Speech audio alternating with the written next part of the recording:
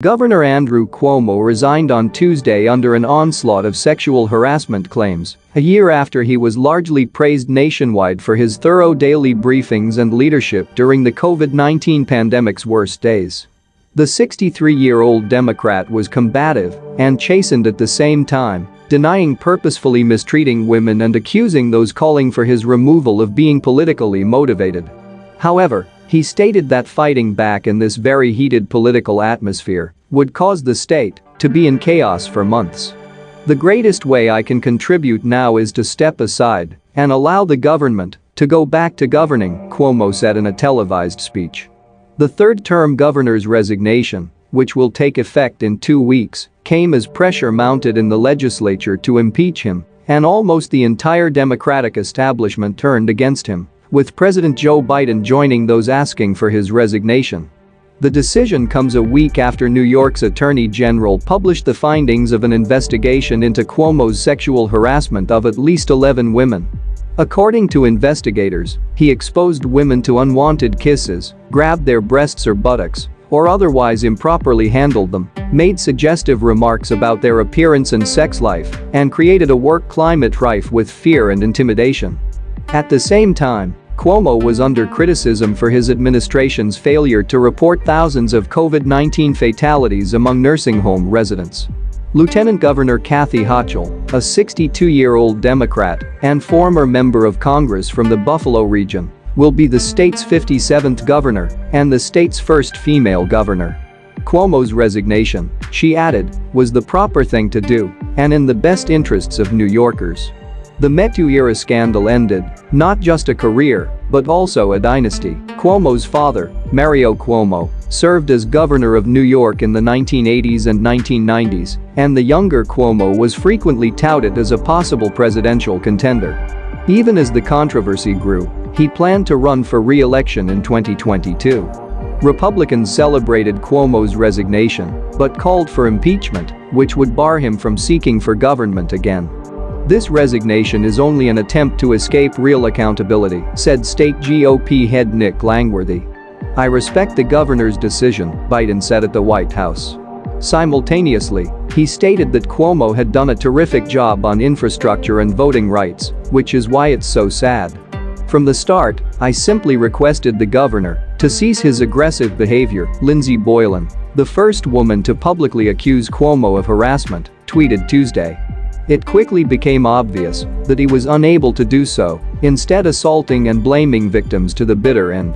Cuomo is still facing criminal accusations, with a number of prosecutors around the state continuing to probe him. A criminal complaint has been filed against him by at least one of his accusers. The governor's retirement was preceded by a 45-minute defense from his lawyer and his own assertion that his manner, although occasionally insensitive, off-putting, or too familiar, had been used against him as a weapon in a political atmosphere where rashness has replaced rationality. "I am a fighter, and my inclination is to battle this dispute because I feel it is politically driven. I feel it is unjust and untrue," he said, adding that he did not want distractions to overwhelm the state administration while it deals with the epidemic and other issues. The Attorney General's probe corroborated the women's claims and added gruesome new ones, increasing the pressure on Cuomo. According to investigators, the governor's staff allegedly retaliated against Boylan by releasing private personnel information against her. Cuomo described himself as a progressive Democrat who gets things done as governor. Since entering office in 2011, he has helped push through laws that legalized homosexual marriage, begun raising the minimum wage to $15, and increased paid family leave benefits.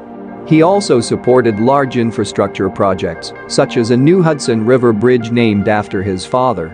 At the same time he was participating in the inappropriate behavior that landed him in hot water, he was openly promoting the Me-Too movement and surrounded himself with women's rights advocates. He approved legislation providing broad new safeguards against sexual harassment and extending the statute of limitations in rape prosecutions. According to Deborah Katz, a lawyer representing one of his victims, Charlotte Bennett, his resignation is a monument to the rising strength of women's voices since the commencement of the Me-Too movement.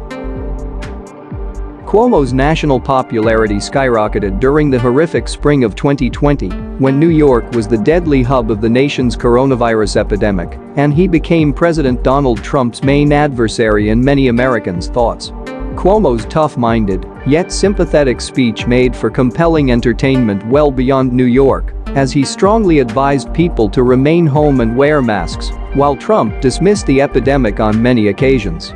Cuomo's briefings received an International Emmy Award, and he went on to publish a book about crisis leadership. However, those achievements were quickly tarnished when it was revealed that the state's official tally of nursing home fatalities had omitted several victims who had been transported to hospitals before succumbing. A Cuomo official said that the government was concerned that the real figures would be used against us by the Trump administration. In addition, Cuomo's government was heavily chastised for requiring care facilities to admit patients recuperating from the infection. The U.S. Justice Department is looking into the state's handling of nursing facility fatality statistics. Furthermore, the state attorney general is investigating whether Cuomo violated the law by utilizing members of his staff to assist write and market his book, from which he stands to earn more than $5 million.